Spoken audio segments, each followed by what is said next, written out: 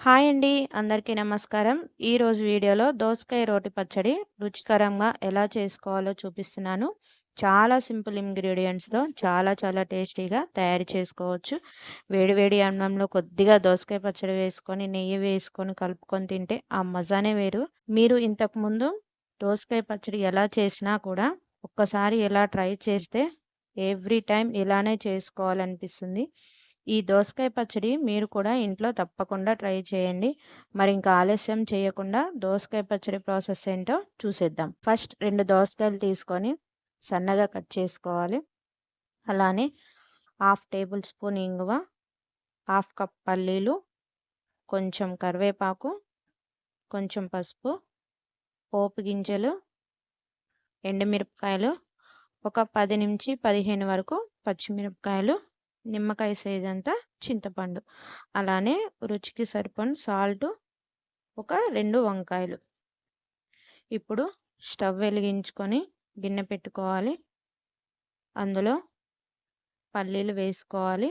పల్లీలు కొంచెం దోరగా వేయించుకోవాలండి. ఇప్పుడు వేగిన తర్వాత ఒక ప్లేట్లోకి తీసుకొని చల్లారనివ్వాలి. ఇప్పుడు అదే గిన్నెలో ఒక టేబుల్ స్పూన్ ఆయిల్ వేసుకోవాలి. ఆయిల్ వేడైన తర్వాత పచ్చిమిరపకాయలు వేసుకోవాలి.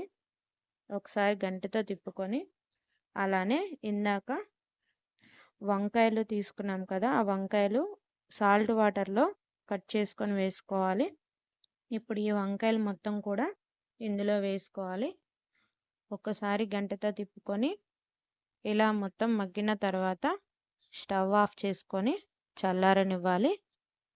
ఇప్పుడు ఒక మిక్సీ జార్ తీసుకొని అందులో వేయించుకున్న పల్లీలు,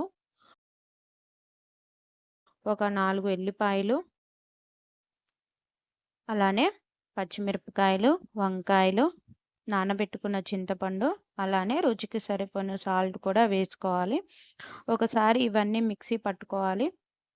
చూసారా ఎలా పేస్ట్ లాగా అయిపోయిందో.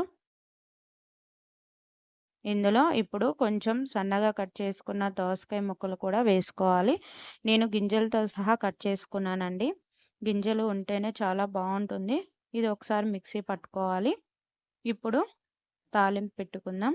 అదే గిన్నెలో ఆల్రెడీ ఆయిల్ ఉంది కాబట్టి 1 టేబుల్ స్పూన్ ఆయిల్ వేసుకొని ఆయిల్ వేడైన తర్వాత ఎండుమిరపకాయలు, అలానే తాలింపు గింజలు ఒకసారి గంటెతో తిప్పుకొని ఇప్పుడు కొంచెం పసుపు, అలానే కరివేపాకు కూడా వేసుకోవాలి. కొంచెం చిటపటలాడిన తర్వాత ఒకసారి గంటెతో మొత్తం కలుపుకొని అలానే కొంచెం ఇంగువ కూడా వేసుకోవాలి. ఒకసారి మొత్తం గంటెతో తిప్పుకున్నాక ఇందులో మిక్సీ పట్టుకున్న పేస్ట్ కూడా వేసుకోవాలి.